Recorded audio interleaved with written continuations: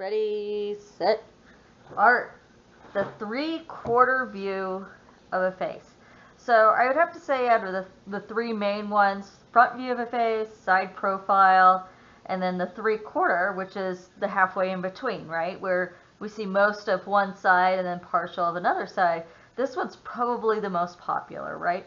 So I want to show you how to get it started, how to figure out the facial features, especially on this side, and then go over what not to do, what tends to happen in the 3/4 view that doesn't happen normally, like that we should try to avoid, right? So looking at this one, what we're going to do is we draw the shape of the face first, and we have to include the back part of the head because it's a 3/4 view. And that means the back part of this neck, the ears on the side, this part of the neck will be here as well, and the chin is slightly over. So you're going to notice view-wise, here's the neck, but the chin is on this side, okay? The other thing, access line-wise, is that the lines are curved. The lines are curved, okay? That helps it to look more three-dimensional. So let's get started. Okay, so here we go. I'm going to start by creating the shape of a face. This part's normal, right? And then we get to here, and it's kind of like a side profile, but a little more squished in. Then we get to here, and instead of bringing that jawline all the way like you would a side profile, you kind of add the bottom part of a chin, and then you go up. The bottom part of a chin, and then go up. What do I mean by that? Here's the bottom part of that chin. Okay. Then I'm going to go ahead and put in that part of the neck and this part of the neck. Right? This helps us to already figure out it's a 3/4 view. Okay. Now that's actually kind of a short neck. You could draw it a little longer if you want. Next, now that we have this chin part, it helps us to figure out where that access line is, that very first one. So I start in the middle of that chin, and I slightly curve it, not as strong as the curve on the side, but just slightly, and bring it up. Okay. The next part is figure out where the eyes are. So remember, you need to use your C measurements and find the halfway point, okay, because you don't want the eyes too high. The eyes are always halfway between the top of the head, right here, and the chin. So it looks like it might be right here. Well, let's check, because I might be wrong. So I'm going to do my C measurement. That means holding my hand, pointer finger and thumb like that, and then I hold it up. Okay, so that looks like it's too high. I did kind of think as soon as I put it down, it was too high. All right, that actually might be right. So let's look. Maybe a little higher than that. See, artists make mistakes all the time. Sometimes when students first take art, they think that everything has to be perfect right away, and that's just not true. All right, so this part is going to be a slight curve. It's almost following our jaw, but just a little bit. See that? Okay. Then from here, the eye line to the chin, find the halfway point, C measure it to make sure it's correct, and it's not. It's a little too high. Like I said, we make mistakes all the time, and then we have to just correct it. Okay, that's where the bottom of the nose is. From the bottom of the nose to the bottom of the chin, we find the halfway point again. C measure it. It's a little lower. Just a little lower. And then, okay, and that's where the bottom of the mouth is. So you can start to see already, just by putting those placements in, that it starts to feel right. If you follow this jawline up a little bit, I'm going to go ahead and figure out where my ear is. And that's actually probably too small, right? Because if you remember from the past videos, ears are way bigger than you think. Okay, so that actually helps me with making sure the eyes aren't too big. Now, in past videos, I've said this, sometimes students make eyes way too big. They make it way too big. So the example I have here is a full set eye. It is a big set eye. So if you draw it bigger than this, you went too big. Okay, that is a common mistake. The other thing is the eye on this side of the face will be normal. The eye on this side is squished in. It's small. So a common mistake that happens is they do this part, first of all, way too big, right? And then the second part is they have this part of the eye go off the edge of the face, as if they're trying to draw the full eye. Let me take that off. Okay, and so we know we're aiming toward that. Okay, so I'm going to go ahead and start shaping my eye. And again, I'm going for a full set eye so that you understand, don't go bigger than that, right? Okay. I'm going to include part of an eyelid. I feel like that helps to make it look normal, okay? And then this part of the eye, because then we know not to put the lashes inside. A lot of times people put the lashes right on the edge, when really when you look at it, and you look at your own eye, there's this little space here, and you add those little ones in. And then generally in drawings, we try to not to go too crazy with the lashes. Okay, almost there. Generally there's a shadow right there. Okay, so that is a full set eye. Most eyes are smaller than that, so if you go too big, you know, it's crazy. Now, that helps with this eye, but what about this side? You're already probably thinking there's something wrong. It's this section right here. We're going to go ahead and fix that.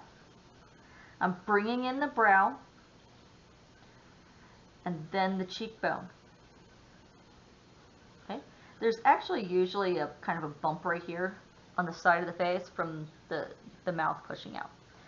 Okay, so then from here, I'm actually taking this eye, and to make sure I don't go too high, because that's a common mistake, I'll show you what I mean. There's something off about that. It's way too high. So what do we do? What do we do? I kind of look at this part here, and I create a guideline following my curve. Okay, so if you follow that curve, that means this side does not go higher. So I'm going to go ahead now and create this eye shape. I'm trying not to go too low. If you look, I only went a little bit lower. Okay, it seems weird right now, but you have to remember it's a 3/4 view. We're seeing the eye at an angle, right? Okay, do my squiggles, remember that's just for fun. I put in this little line here, remember that little line, because our little lashes go off of there. And we don't draw too many lashes because then it could look too crazy. Okay, so you could see right now I think this part is a little too high. I'm going to fix that. Okay, remember that's why we put the guide. Okay, that's much better. Now normally I'd go right into the nose, but I do think it's better to go ahead and shape an eyebrow first. And just, you know, most eyebrows are really close, but some people do have higher eyebrows. All right, so I'm going to bring this eyebrow here. Some eyebrows are thinner, I know that, but I'm going for an average shape. Maybe it's thicker. Okay, that looks good to me. Now, if you make this part too high, you could just kind of create that curving again to make sure. Now I can figure out my nose, because if you follow an eyebrow down, you can even look at yourself in the mirror and do a 3/4 view. If you follow your eyebrow down, it generally leads into the nose. I'm going to draw an average sized nose because I don't want you to draw the nose too small. That's another little thing that sometimes happens is people draw noses way too tiny. We got to be able to smell with those things. Some people do have tiny noses. Not everyone does, though. Okay. So in this case, it's almost like a side profile nose, but we have to include this part of the nostril. That's where I use my guideline to figure out the bottom of the nose, and then bring this up. Oh, I already did something wrong. If this is where my access line is, that needs to end right there, because that's where it starts my Cupid's bow.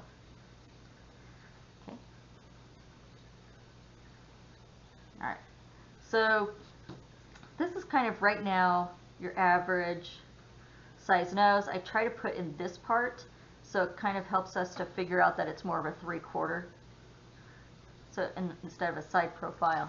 So the common mistake in this case is they make it look like it's from the front, where we see the full nostril on the other side, as if the nostril was stretched out, right?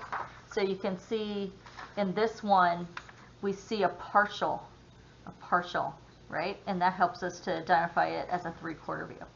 Okay, so now I'm going to follow this point down to make the Cupid's bow, right? What is that Cupid's bow? The Cupid's bow leads down into the center of the lip. And that helps us to figure out this part. Now, when you look at your model, what helps to figure out how far the mouth goes is you would hold up your pencil from nose to mouth and then compare it to your drawing, and then you put a mark. And then you do the same thing with the other part. You kind of hold from nostril to mouth, the end of that mouth, and figure that out. And then you put those 2 dots in, and you shape the mouth. Okay. All right, and that helps to figure that out. The common mistake here is the people bringing the mouth out way too far. They draw it as if it's from the front, and then this mouth like almost looks like it's fish hooked, like someone moved the mouth over to the side. So don't do that. We're actually almost done. I'm just going to fix part of the chin there. Some people have a droopier face, so that you have to just look at them. Okay, this is actually kind of a small ear. I'm going to widen it out because it looks a little odd to me. All right, and then finish up my ear. Right now, she's definitely a bald woman. Some women are bald. I'm okay with that.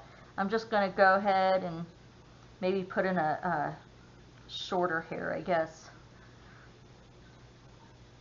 Okay, like this. And that way I can have time to show you how to start a braid if you ever want to do a braid.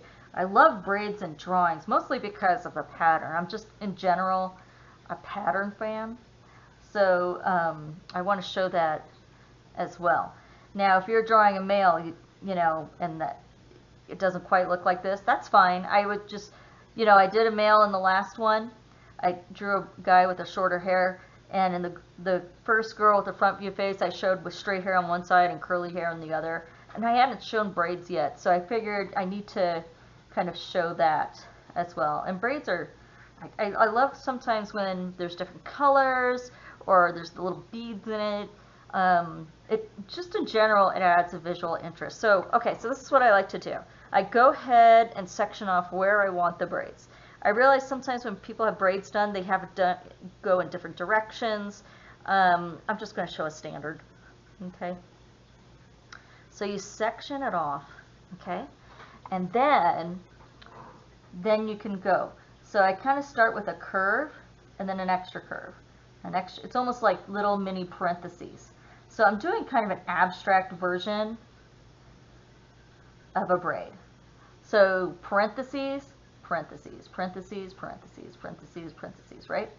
And that would be kind of an abstract version of it. Of course, you can go really tight and show, like if we were to look at braids from here, I guess, you know, it kind of goes like this, right?